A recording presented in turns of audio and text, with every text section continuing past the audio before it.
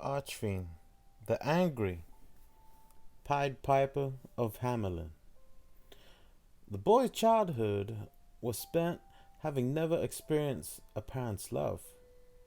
His parents had passed when he was still but a baby, and his uncle and aunt took him into their care in their poor tumble-down home.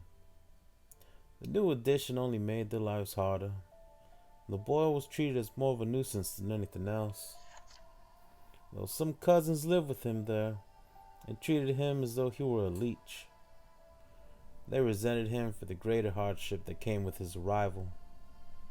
The boy simply was not wanted. Even from a young age, the boy had his doubts about the value of life. He could tell what his aunt, his uncle, and his cousins wanted to say from the looks they gave him alone. You never should have been born.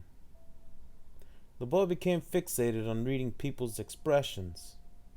He felt that everyone in the world hated him, withdrew from them, afraid. There were only a select few of whom he could confide. They weren't people, of course. The boy had started keeping rats in secret. Unable to relate to other children his age, instead, the boy spent his days at play with the rats he kept. The children who saw this were disgusted by the boy, started to bully him. His body was always covered in cuts and bruises. The overwhelming sense that no one loved him continued to mount. And with time, the boy grew more and more submissive. His burgeoning shyness made it even harder for him to make friends. Instead, he filled the gap by creating his overwhelming loneliness with his rats, which only darkened his already gloomy, sullen image and caused the bullying to worsen. It was a vicious cycle. Even as a full-grown man, he always lived in fear of others. Though outwardly an adult, he did not have the slightest notion of how to behave in society. His anxiety towards relating with others made it even harder for him to learn to be social. As always, he would only spend time with his rats. One can easily imagine how the sight of a grown man playing with rats must look like to bystanders.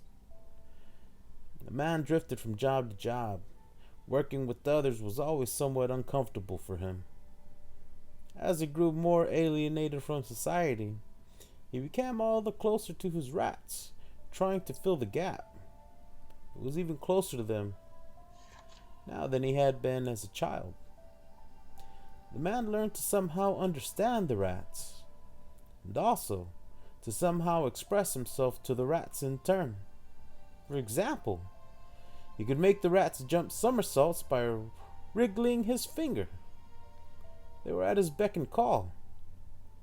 He felt comfort at the simple gaze of the rats, as there was no disdain from the rats, at least. In their eyes, he felt none of the asperity that had made him rue his existence. The man took pleasure in even the most mundane of exchanges with the rats, expressing his thoughts and his appreciating the thoughts of others. He found the joy of such relationships not with people, but with the rats. The other adults were disgusted by this. However, the little children who lived in the village were different. Filled with the innocent curiosity of childhood, their eyes lit up with wonder at the rats who would obey the man, and they started to like him. The man who would wrinkle his finger to make the rats perform somersaults, and the children would laugh and shout. Eventually, he would be surrounded by crowds of children. Every day, at a certain time, they would gather around outside the man's house and watch the rats dance. For the first time in his life, he felt needed by other people. It was only when the man was playing with the children that he truly felt alive at last. The man taught his rats all kinds of tricks. To add to the children's delight, he stitched together a special costume so he could look just like a traveling performer. He grew to love the children. The man could never find a place where he felt he belonged, always thinking of himself as unwanted. He had felt his mere existence was a nuisance to others. Even that attitude changed somewhat. He started to think that perhaps He had been put on this earth to entertain children. And then, one day, the village was in a panicked uproar. The children had been abducted. He had to come home for a few days, he said. The adults had already come to their conclusion about who the culprit was. They'd always thought of him as a shady character. His making friends with the children must have all been a ruse. It was the rat catcher. The man didn't have the slightest idea what they were talking about. All the accusations were false. Yet the villagers would not listen. They had never treated him as one of their own to begin with. They looked down on him just as one would look at a rat with disgust. It happened just as soon as the man left his house for a brief errand. A group of stone-hearted adults slaughtered his rats. On his return, the man fell to his knees and let out a low groan. The rats were his treasured friends. How could they? And then, one of the surviving rats lay in the palm of his hands, ready to breathe its last. A strange light appeared before the man. Hanging in the air was a white chalice, and it spoke directly into the man's mind. Make the sacrifice. I can grant you your wish. Did the voice spur him on? The man took the dying rat and swallowed it whole. His body bloated in the apparition of a monstrous rat. Was it for revenge on the villagers that he became a monster?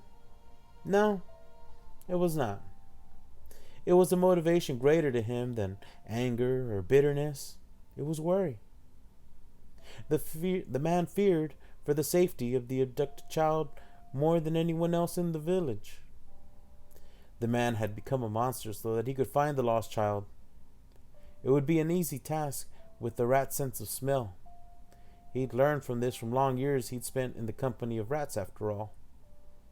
The man didn't care if it meant that he'd be transformed into a monster.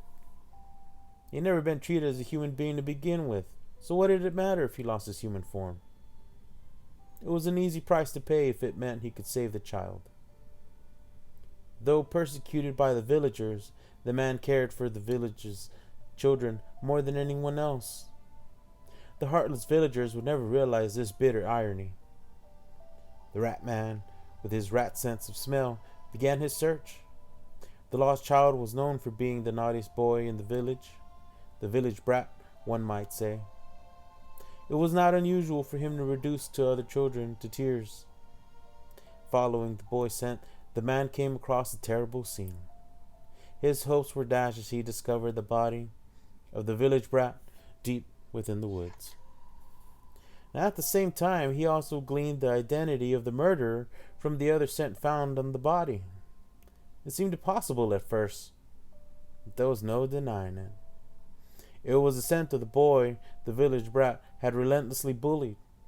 His favorite victim, in fact. The rat man put the clues together. Unable to stand the bullying anymore, the boy must have tried to resist, yet the bully fell awkwardly when the boy struck him and was killed. The man was overcome with painful emotions, as he knew only all too well what it was like to be bullied himself. He had been in the boy's shoes before. When the boy lashed out, he must have used up all his courage. This is something the rat man had never imagined himself as a child. Perhaps it would have been too much for him, even as a grown man. He felt as though he could feel the boy's agonized cry. I'm just a boy, like you. The rat man was trapped in anguish. If the villagers found out who the real culprit was, he couldn't bear thinking about it. Yet, even if he kept his discovery to himself, the body would be found by villagers eventually. The truth may very well have come out.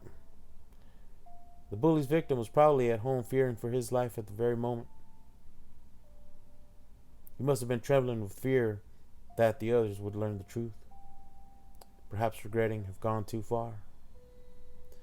The rat man reflected on his life as a young boy and the pain of his abuse. The loneliness had twisted his heart, revealing itself in a warped form that made him want to prove his very existence. Ultimately, others distance themselves from him no matter his efforts, sending him deeper and deeper into a vicious circle. He just wanted someone to reach out to him. The bully's victim must have been the same. Now, at this time, he was the only one who could offer his hand to the child. If there was any meaning to his life, he would find it by saving the child who was living the same torment he had lived through. The kind rat man made his decision. It was me. I am the villain. The rat man shouted his false confession from the rooftops. It mattered not if he became the villain. This way he could put an end to the whole sorry mess. He just had to keep playing the monster in order to save his fellow victim. And to this day, he continues to play the role of madman, kidnapper, hiding deep within his heart his love and desire to save a victim.